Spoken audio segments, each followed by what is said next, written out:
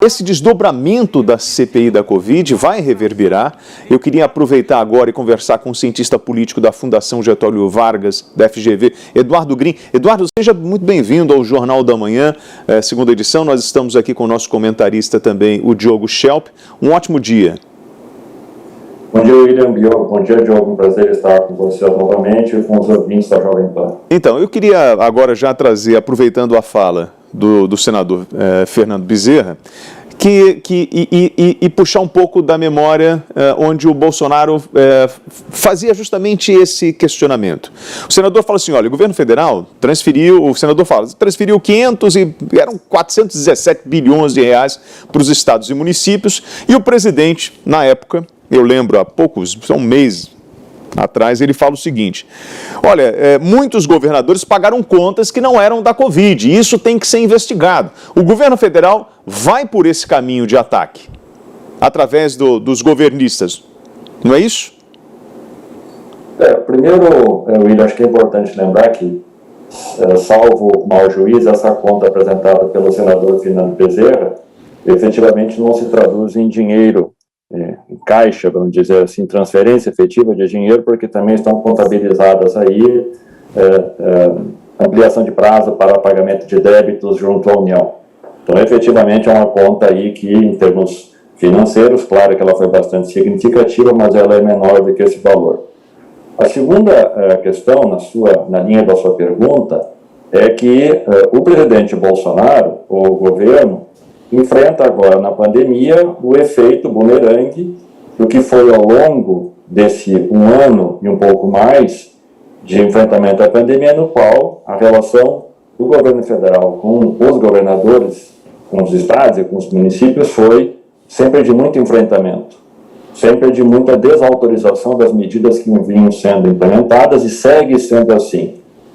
Portanto, a CPI, ela se instala no momento no qual vários senadores têm relações muito próximas com os seus governos estaduais, ou senadores que têm muito zelo pelas suas bases eleitorais nos seus estados, e, portanto, o enfrentamento que o presidente fez com praticamente todos os governadores, excetuado alguns poucos casos, na qual ele tem apoio, como é o caso do Amapá, por exemplo, mas os principais estados da federação estavam numa posição contrária àquela que o governo federal vinha utilizando e seguem nessa linha.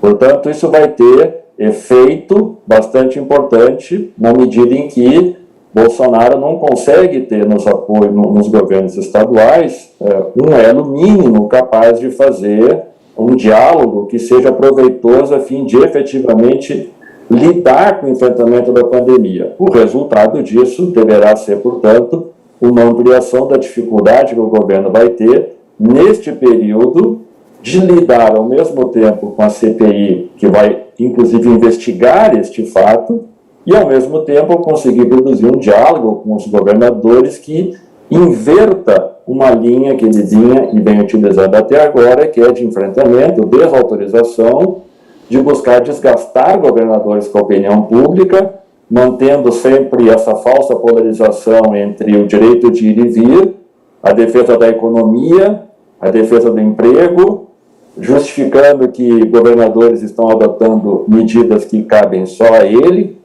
como se um estado de sítio fosse algo que nesse momento estivesse sendo implantado no Brasil, a ideia dos tiranetes que o presidente tinha utilizado, ou seja, esse conjunto de inverdades ou informações, no mínimo, distorcidas, ela deverá ter um preço alto agora que o governo vai ter que recuperar, se é que vai conseguir, quando a CPI começar a lidar com os fatos e quando os próprios governos estaduais, na medida em que estão inseridos também na investigação, começarem a trazer, possivelmente, fatos que vão confrontar o discurso do presidente Bolsonaro de que os estados são responsáveis por mau uso do dinheiro, ou são responsáveis, inclusive, pela ampliação de casos da pandemia, quando comparado com a gestão do governo federal nesse último ano, que, por qualquer indicador que a gente queira tomar como referência, foi, no mínimo,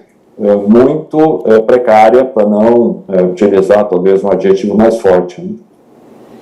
A hora certa na PAN são 11h29. E aí, Diogo Schelp, é um cabo de guerra. De um lado, eu tenho os governadores, do outro lado, eu tenho o presidente da República. E hoje nós mostramos, né, o grito de guerra nesse cabo de guerra do presidente, quando ele fala: o Brasil precisa de um novo grito de independência. Sim, William. O que a gente parece estar vendo aí é uma estratégia do presidente de confrontar, de fato, os governadores, algo que ele já vinha fazendo há algum tempo, na verdade, desde o início da pandemia, né?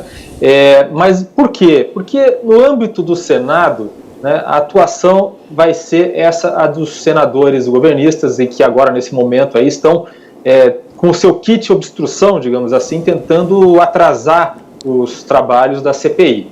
É uma função, por exemplo, uma atuação, uma linha de frente dessa guerra, como você falou, que é a linha de frente institucional. E no âmbito da narrativa, o presidente está reforçando esse embate com governadores, o que, na situação que a gente vive atualmente, não é nada que se poderia recomendar. De fato, o mais indicado seria que o presidente da República estivesse trabalhando com governadores, sentado com eles, discutindo soluções para a pandemia, né? A gente, se eu não me engano, agora a gente vê aí o senador Flávio Bolsonaro, filho do presidente, falando, e provavelmente também com essas intenções. Vamos ao Senado, por favor, ouvir o filho do presidente falando.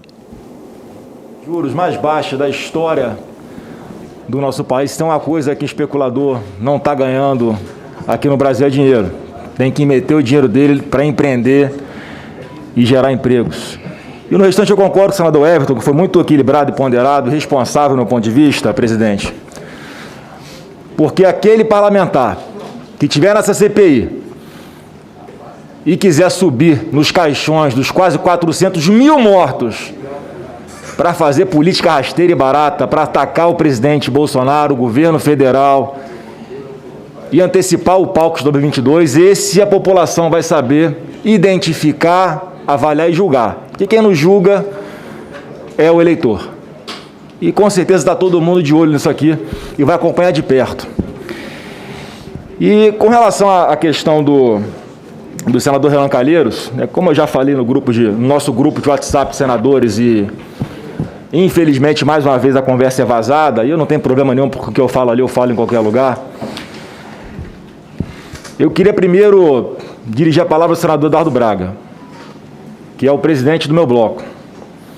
E eu lamento muito, Eduardo, ter sido sequer consultado sobre os nomes que o senhor indicaria para essa comissão. Eu fiquei sabendo pela imprensa os nomes que o senhor tinha indicado. O senhor se auto-indicou e indicou os 2 senadores que têm vínculos familiares com governadores. Pode ter sido só uma coincidência, mas pode não ter sido só uma coincidência também.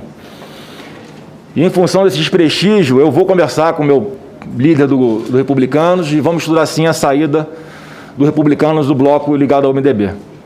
Uma falta de prestígio total, e se tivesse me consultado, eu falaria: meu líder Eduardo Braga, não sugira o meu nome, o do senador Renan Calheiros ou do senador Jader Barbalho, porque é óbvio que não haveria imparcialidade da nossa parte. E no caso do senador Renan Calheiros é mais grave ainda, porque ele antecipou já o seu julgamento, e ele, na condição de relator dessa CPI, ele dá uma entrevista à imprensa já pré-julgando e pré-condenando o governo federal, dizendo que ele foi omisso e incompetente, mas que na CPI eu vou saber tratar de forma imparcial, vou separar a minha opinião da opinião de um relator da CPI. Pelo amor de Deus. Beira o ridículo e desqualifica os trabalhos dessa CPI. Então, senador Eduardo Braga, se eu tivesse sido consultado, eu falaria isso ao senhor. Tanto é que o Ciro Nogueira, quando eu soube de quem seriam os nomes indicados pelo bloco, eu ainda conversei com ele. Será que não dava para tentar reconsiderar as indicações feitas aí pelo nosso líder? Mas já tinham sido feitas as indicações, e eu nunca batalhei para estar aqui, porque concordo com a tese de que há sim impedimento, há sim suspeição de um senador para trabalhar numa CPI, como já o próprio senador Jorginho Melo trouxe aqui, já há precedentes, inclusive, no judiciário. Então, no caso do senador Renan Calheiros, eu falo olhando nos seus olhos, senador, porque nada contra a sua pessoa, mas eu achava que tinha que ter um pouquinho mais de bom senso, do senhor mesmo abrir mão da relatoria. Mas, né, como já parece que há tudo articulado aqui já, eu acho que isso dificilmente acontecerá, porque além do óbvio impedimento, pelo senhor já ter antecipado com a sua posição sobre isso tudo, publicamente, há sim uma suspeição sobre o senhor. Alguém aqui vai negar, né, que na hora que a CPI for olvidar os seus esforços nos repasses do governo federal aos estados, o senhor será, sim, parcial, preocupado com o que pode acontecer no estado de Alagoas? É óbvio que será. E a partir do momento que essa CPI escolher o presidente relator, haverá questionamentos judiciais sem dúvida alguma, porque no caso do senhor é flagrante.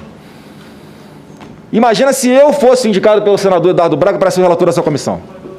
Todos que estão aqui hoje defendendo o senhor estarão nos criticando profundamente, pressionando o presidente da casa, pressionando o presidente da CPI para que eu não fosse o relator dessa comissão. Só que eu não preciso dar esse trabalho a ninguém, porque eu tenho bom senso.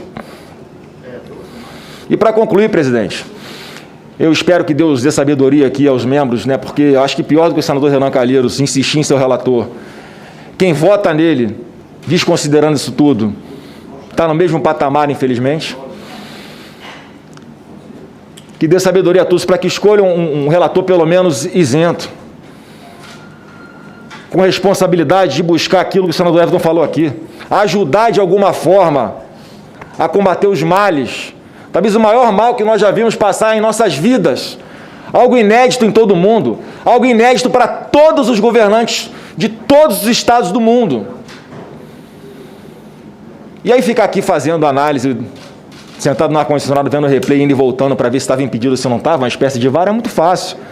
Como é que fala? Como é que aquele ditado? É crítico de obra feita, né? Engenheiro de obra feita. A tomar as decisões. Isso eu acho que a CPI vai ser um grande palco importante para o governo federal deixar tudo às claras. Explicar cada detalhe como é que foram tomadas as decisões. Para fazer ou para não fazer. Isso vai ser fundamental para passar ali, mas não agora. Quantas vacinas essa CPI vai aplicar no braço da população? Nenhuma. O momento é inoportuno, e falei também aqui no grupo, e falo publicamente mais uma vez, eu acho que o presidente Rodrigo Pacheco está errando. Está sendo irresponsável, porque está assumindo a possibilidade de, durante os trabalhos dessa CPI, acontecerem mortes de senadores, mortes de assessores, mortes de funcionários aqui dessa casa em função da Covid, porque em algum momento as audiências, as sessões vão ter que ser presenciais, no momento em que nem todos estão vacinados. Por que não esperar todo mundo se vacinar e fazer com responsabilidade esses trabalhos? O governo é a favor de se investigar. Vai ser importantíssimo passar limpo tudo o que está acontecendo no Brasil, mas não agora. Até porque é o seguinte, essa CPI pode acabar e a pandemia ainda não ter acabado. Aí fazemos o quê? Abrimos outra CPI depois para investigar o que ficou de fora? Para que o assodamento? Por que não se acata a questão de ordem do senador Eduardo Gomes para que se faça presencial após todos estarem vacinados? Fazemos com segurança, com responsabilidade. Essa casa está com as comissões proibidas de funcionarem. A gente não pode receber pessoas do nosso gabinete porque o Senado está fechado. Só pode entrar no Senado hoje quem é senador ou assessor. Eu não posso atender ninguém no meu gabinete por questões de saúde, por questões sanitárias. Então, sim, essa insistência em abrir a CPI agora... Para concluir, senador Flávio, por favor. Essa insistência em abrir a CPI agora, atropelando todos os protocolos, ignorando a questão sanitária, alguém em algum momento vai ser responsabilizado se algo acontecer. Vamos orar para que não aconteça. Senhor presidente, nós ouvimos a fala do senador Flávio Bolsonaro, filho do presidente, cientista político da Fundação Getúlio Vargas, da FGV, Eduardo Green. Como o senhor vê a indicação do nome de Renan Calheiros e a possibilidade de ele assumir essa relatoria? Eu acho que Renan Calheiros é um nome bastante experiente do ponto de vista do tempo que ele tem de Senado, presidente do Senado Federal, conhecedor profundo da casa, do seu regimento, de todos os caminhos possíveis para conduzir a CPI, a relatoria, de maneira a gerar as evidências necessárias para este relatório que deverá ser produzido. Por outro lado, claro que Renan Calheiros, por conta de todos os seus posicionamentos ao longo do ano, é sabidamente um crítico do presidente Bolsonaro. Mais recentemente, logo que o ex-presidente Lula voltou a adquirir seus direitos políticos, voltou a aproximar-se do ex-presidente Lula, e Lula acalenta o sonho de uma vez mais ter possibilidade de contar com o MDB na ampla frente que pretende organizar para as eleições de 2022. Então, claro que Renan Calheiros tem um lado político nesta CPI, e não é possível a gente dizer que ele não tenha, portanto, um comportamento que vai ser crítico em relação ao governo. Se ele será parcial ou não, como o filho do presidente, o senador Flávio Bolsonaro, agora acabou de mencionar, é algo que nós teremos que verificar com o andamento da CPI. Mas quero crer que, se a CPI como um todo, e não só Renan Calheiros, vier a politizar o trabalho, ou seja, se a CPI se transformar apenas num palco das forças de oposição contra o presidente Bolsonaro, ela perderá muito da credibilidade junto à opinião pública. Então, este fio da navalha, que é compor uma CPI que possa, de fato, ater-se aos fatos, e eles são muitos que depõem contra o governo, fatos que falam quase por si só, e não deixar cair o seu trabalho num processo que antecipe a disputa eleitoral de 2022, ela cumprirá um papel extremamente importante de informar a opinião pública, levar os fatos adiante, eventualmente com as responsabilidades jurídicas, criminais, administrativas que possam existir. Então, quero crer que o senador Renan Calheiros está bastante consciente desse limite que ele deverá ocupar, bem como os senadores que compõem a CPI, todos eles bastante experientes, pelo menos na sua grande maioria, já tendo passado por outras CPIs, sabem que, nesse momento, inclusive para não alimentar a vitimização do governo, para não aumentar ainda mais a oposição nas redes de fake news do bolsonarismo que vão ocorrer contra a CPI, contra o trabalho da CPI e particularmente contra o senador Renan Calheiros, o importante é a relatoria que Renan Calheiros vai exercer, ser muito rigorosa na apuração dos fatos. O único senão aí que eu faria é que, de fato, se a CPI efetivamente estender a investigação para os governos estaduais, o que para mim continua sendo uma chicana aprovada por meio do requerimento do senador Eduardo Girão, no sentido de retardar a apuração dos fatos, de confrontar eventuais irregularidades de governos estaduais com relação ao governo federal, é o que acontecerá se o caso de Alagoas se demonstrar que tenha, porventura, alguma situação mais complexa. Talvez esse seja o calcanhar de Aquiles do senador Renan Calheiros, mas entendo que, como a decisão política adotada pela maioria dos senadores que compõem a comissão se opôs a qualquer tipo de eventual parcialidade dele no julgamento do governo de seu filho, Renan, no governo de Alagoas, essa já é uma questão superada.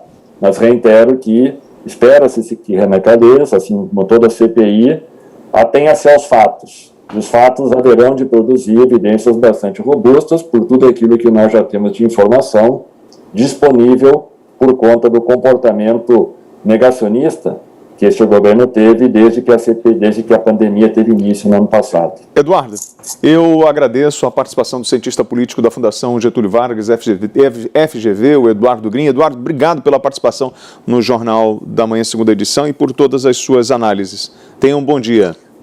Muito obrigado, é um prazer estar com você e com o Diogo mais uma vez.